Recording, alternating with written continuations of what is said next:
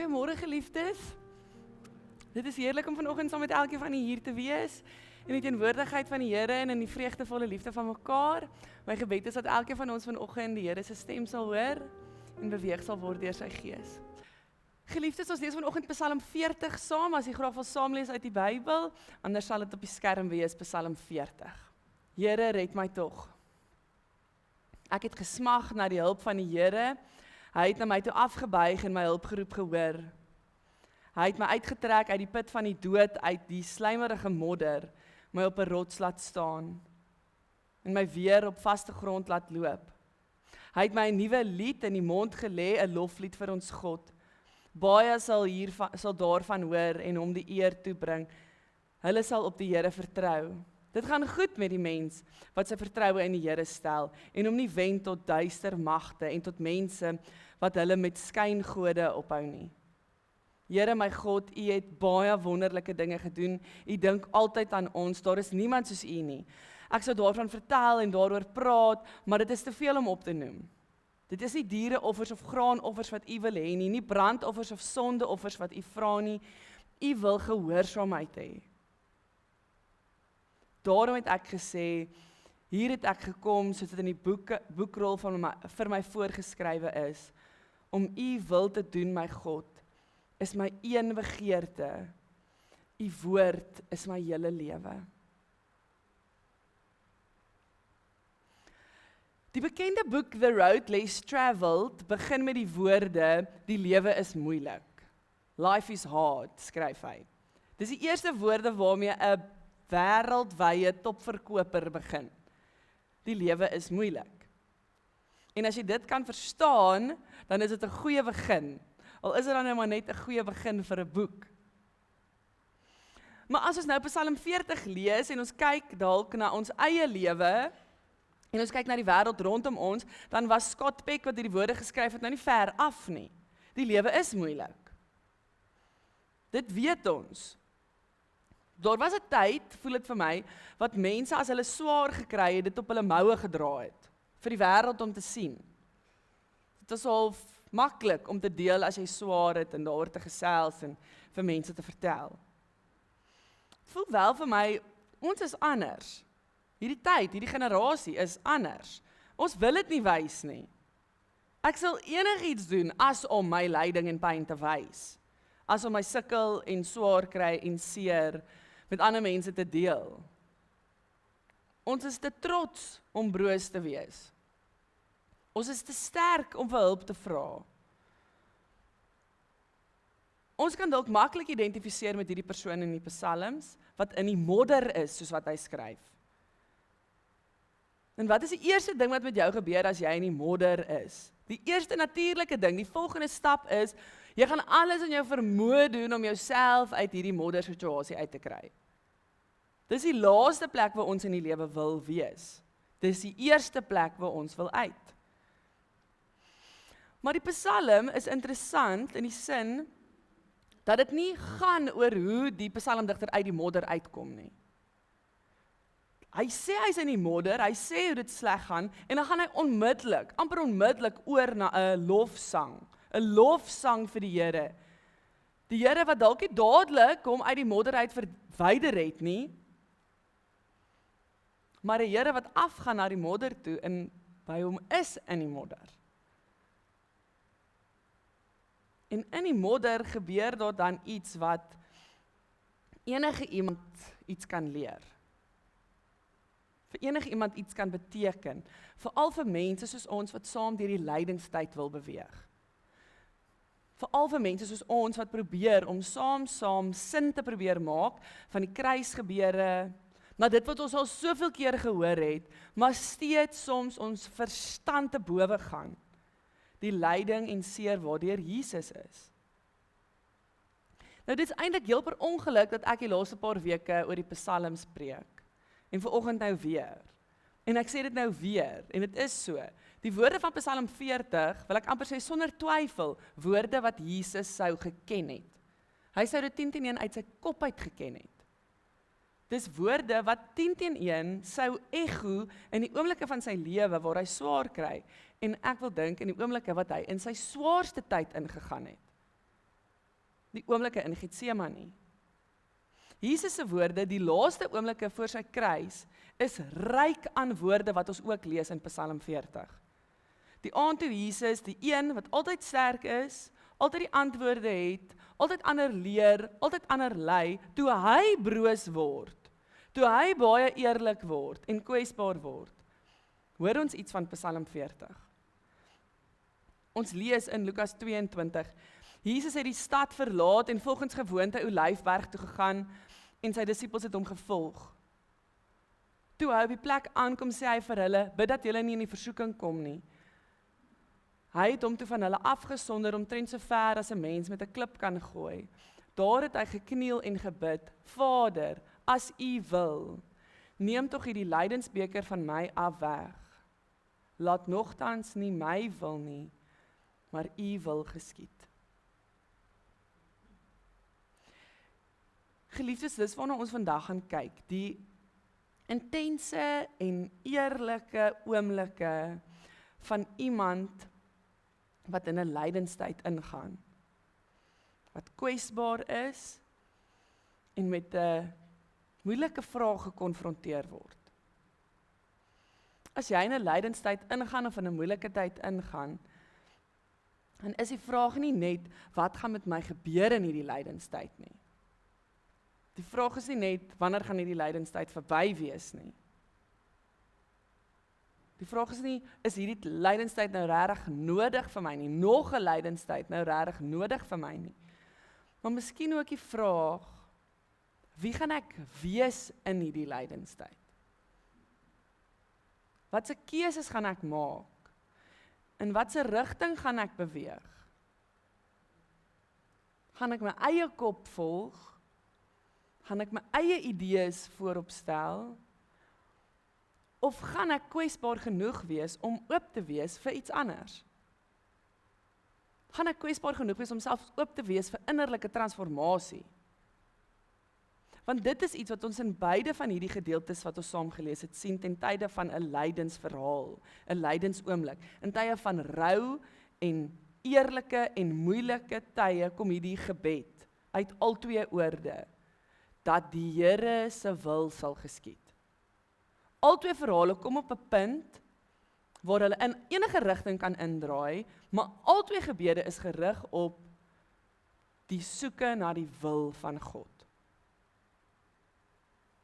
Kom ons wees eerlik, meeste van die kere as ons in die modder is, as ek die psalmdigter se woorde kan gebruik, wil ons onsself red. Ek wil my eie kennis en my eie wysheid en my eie vooropgestelde idees en my eie persoonlike voorkeure, daarmee wil ek die onbekende in. Maar kom ons ondersoek net gou hierdie gedrag vir 'n oomblik en kyk na wat anders moontlik sou wees.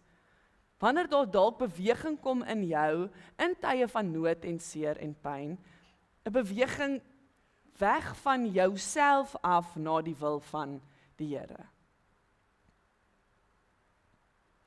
Want ons kan vir mekaar sê, soos ek gesê het, ons eie wil is meeste van die tyd baie belangrik. En een van die eerlikste ontdekkings op enige geestelike reis, is dat ons regtig vir mekaar kan sê, daar's eintlik maar net twee koninkryke in hierdie wêreld. Die een sê, my ritme, my maniere, my veiligheid, my beheer. En die ander koninkryk sê, die Here se ritme, die Here se manier, die Here se wil, die Here se liefde. Nou die koninkryk van self het sy eie liturgie. Ek bid my naam. Ek bid my wil. Ek doen eers wat my kop sê. Want die realiteit waarbinne ek leef, is dit wat ek wil doen vir my tot voordeel.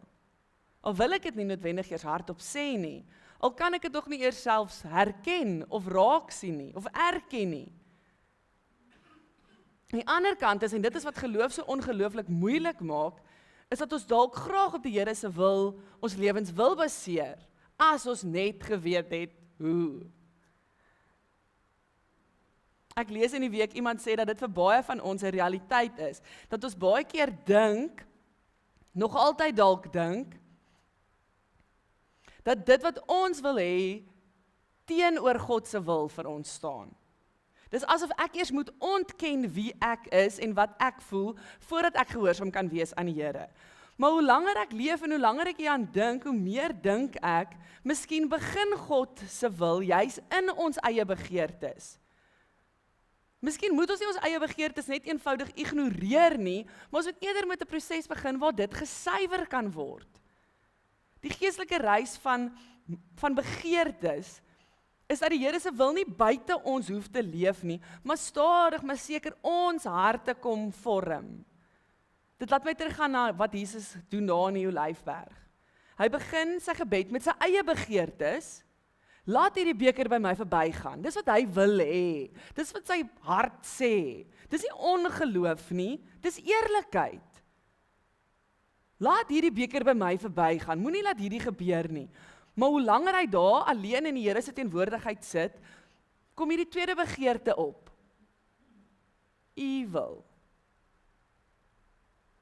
As ons dis eerlik genoeg kan wees met ons eie behoeftes, ons eie wil, dan is dit 'n wonderlike plek om te begin. Dit kan die wegspringblok wees vir 'n hart om gesuiwer te word. 'n Hart wat in 'n nuwe rigting kan inbeweeg. Want ons is bewus wie ons is en waar ons is. En ons is dalk selfs okay met dit.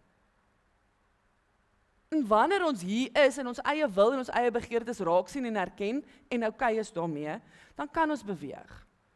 Dan kan ons beweeg, weg van wie ons is, na God se wil.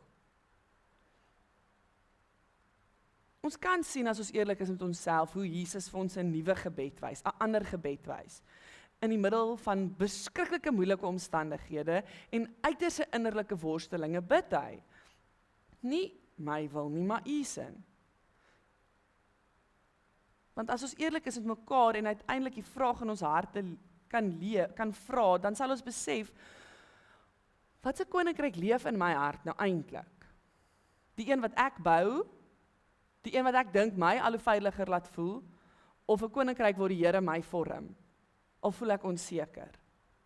En as ons dit kan sê, dan begin ons by die draaipunt kom, en ons soek na die Here se wil. Die Here se wil, geliefdes, is ongelukkig nie 'n stel instruksies waaraan ek moet voldoen nie. Dit is nie. Dit is 'n innerlike werk wat geduldig in my gebeur.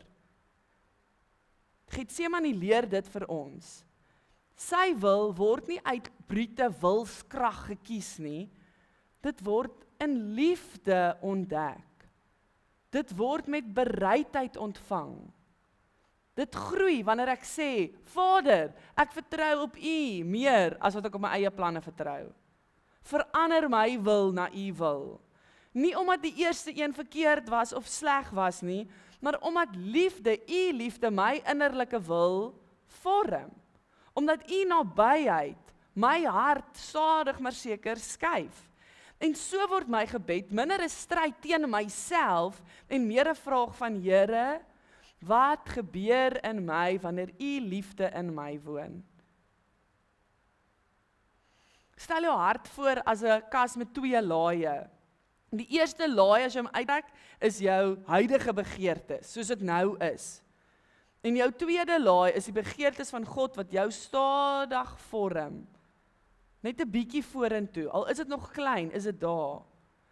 Maak nou daai eerste laai in jou lewe oop. En sê vir die Here om vir jou 'n bewustheid te gee van sy teenwoordigheid en liefde in jou lewe. Dink aan jou eie wil en jou eie begeertes en vra, wat is dit? En is ek heeltemal eerlik hieroor? En dan kan jy die laai toemaak, om die tweede laai oop te maak. Here, hoe kan U hierdie begeertes in my vorm?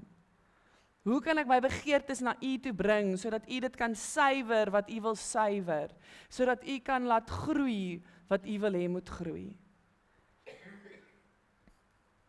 Jesus wys vir ons geliefdes wat 'n begeerte is, 'n lewe is wat smag na God se wil. Dit is nie maklik en eenvoudig nie, inteendeel. In Lukas 22, as Jesus in die tuin is, dan kom hierdie Psalm 40 en Lukas se woorde wel by mekaar uit. Here, my begeerte is U wil. Dis nie moeilik om te dink in areas in ons lewe waar ons spanning dra op die oomblik nie. Jy kan dink aan 'n gesprek wat voorlê wat moet gebeur, of 'n verhouding wat verskriklik moeilik voel, of 'n besluit wat swaar op jou hart lê, emosies wat hier aan jou kleef, om te vra, Here, gee vir my 'n diep bewustheid van U teenwoordigheid en liefde, veral in hierdie aspekte van my lewe. En vra, Here, wat is U wil in my om hierdie te laat vervorm in U naam? Geliefdes, om hierdie gebed oor en oor te kan bid, Here, nie my wil nie, maar U wil, is vir ons 'n uitnodiging om eerlik na God toe te draai en te sê, maar my begeerte is U wil. Nie omdat ek alles verstaan nie, maar omdat ek U wil ken. En hierdie behoefte is 'n skuif van beheer na vertroue toe. Geseënd is die mens wat op die Here vertrou, sê Psalm 40 vers 5.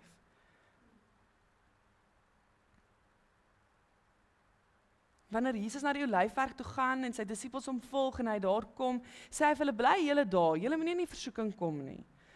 Ek gaan myself afsonder. Ek gaan alleen tot die Here bid en sê, Here, vorm my na U wil. Laat U wil geskied. En daar en dan word hy versterk. Daar en dan verander iets. Die oomblik as hy besef, maar ek hoef nie vas te klou aan my behoeftes en my begeertes en my tydsberekening nie. Ons wil natuurlik alles nou hier verstaan. Ons wil weet wat goed is en reg is en hoe om vorentoe te gaan. Maar Olyfberg leer vir ons dat die bereidheid nie altyd begin met 'n antwoord van God af nie. Maar om die Here se wil te soek, begin met die bereidheid om myself oop te stel en te sê, U wil. Dit is nie maklik nie, want nou is hierdie spanning tussen my wil en God se wil. Ek weet dit. Ons wil hê 'n uitweg op dit wat ons vra en hoop nou en vinnig. Ons sukkel om te laat gaan van ons eie beheer. Maar wanneer ons onsself oopstel vir hierdie beweging, dan kom 'n innerlike skuif. 'n Innerlike skuif weg van moedeloosheid af na vertroue toe. Vertroue is nie altyd net 'n gevoel wat jy voel in jou hart nie. Gelukkig is die mens wat sy vertroue op die Here stel. Geliefdes, dis 'n besluit. Dis 'n weg. Dis 'n beweging van die hart. Dis iets wat jy vir jouself moet sê, ek gaan doen. En as ek bereid is om dit te doen, dan is ek bereid om my wil neer te lê, sodat U, o Here, my kan leer en lei. Ek lees iemand skryf, the highest form of prayer comes in Jesus' words in Gethsemane, yet not your will be done, but not my will be done, but yours.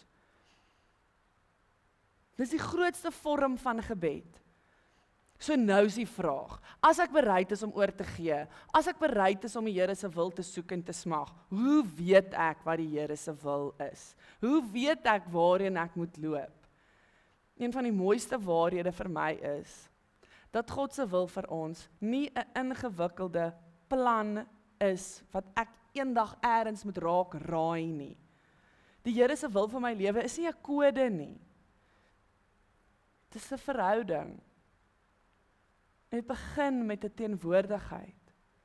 Wanneer Jesus in die tuin gaan sit, begin hy met die vraag, nie wat moet ek doen nie. Hy begin deur te sê, my Vader, ek is nie alleen nie. Ek is nie hier in my eensaamheid nie. Dit begin met 'n verhouding. Wanneer ek oor God se wil sonder 'n verhouding dink, dan raak ek benoud. Dan vat ek maklik weer die stuurwiel terug. Maar as ek eers by die Here stil word en kalm word, dan hoor ek Psalm, U voorskrifte is in my hart. Sy woord werp lig op dit wat reg is, dit wat waar is, dit wat goed is. En sonder dat ek dit eers besef hoe dit gebeur in my, begin my hart van binne af vorm. Nie van buite af afgedwing nie, dit groei hier binne in my. In hierdie ruimte waar ek vir God en sy teenwoordigheid spasie maak. Waar ek hom toelaat. En dan word Gethsemane nie 'n plek van vrees nie, maar 'n plek van ontmoeting. Geliefdes, as ons hierdie twee gedeeltes kan saamdra, Psalm 40, Lukas 22, dan kom ons by 'n baie eerlike en 'n baie hoopvolle plek uit, om te sê, die lewe is moeilik. Maar die evangelie sê nie, wees sterker nie. Die evangelie sê, wees naby aan my. En daarom as ons soek na die Here se wil, dan begin gehoorsaamheid nie altyd by verstaan nie, maar by volg. Ons wag nie eers om God se wil volledig te begryp, voordat ons beweeg nie. Ons beweeg, en in die beweeg leer ons. Dit beteken prakties, dat soms gaan jy nie presies weet wat die Here se wil is nie, maar jy weet die Here se liefde dra jou in hierdie oomblik, en daar kan ons begin. En daarom kan ons vir mekaar sê, dat God se wil is nie 'n abstrakte idee nie, God se wil is 'n persoon, Jesus Christus self. En daarom hoef ons nie te vra, wat is die regte besluit nie, maar hoe lyk hierdie situasie in Jesus se lewe? As ek deur Jesus se lewe en sy liefde en sy opoffering kyk, dan word God se wil konkreet. Dan is God se wil liefde, waarheid, genade, vrede, goedheid. Geliefdes, dit beteken dat wanneer jy in die modder is, moenie net vra, Here, hoe kom ek hier uit nie, maar vra, Here, wees hier saam met my. Wanneer jy voor 'n moeilike besluit staan, begin dit nie by beheer nie, dan begin jou gebed by die woord Vader. Wanneer jou eie begeerte sterk is, moet dit nie wegdruk nie. Vra vir die Here om dit te kom vorm. En wanneer jy nie seker is nie, geliefdes, kies die pad van liefde. Want dit is waar God se wil altyd sigbaar is. Uiteindelik is oorgawe nie om jouself te verloor nie, dis om jouself te vind in God. So miskien is die gebed waarmee ons vandag hier kan uitstap, nie groot en indrukwekkend nie, maar eenvoudig en eg. Miskien kan ons gebed iets klink soos, Here, hier is ek, met my vrese, met my bekommernisse, met my begeertes en my onsekerhede, nie u wil nie. Asseblief nie my wil nie, maar u sin. Leer my om dit te vertrou. Geliefdes, en hoe meer ons dit bid, Here, nie my wil nie, maar u wil, stadig, maar seker selfs onopsigtelik, sal jy ontdek, dat die God wat jou uit die modder gaan lig, dieselfde God is wat hier en nou saam met jou in dit sit, en dat sy verhouding met jou hart vol sal maak, vol vrede sal gee, vol hoop sal wees, en jy die lewe self sal laat geniet. Mag ons bid, Here, vir u wil in ons lewe. Amen.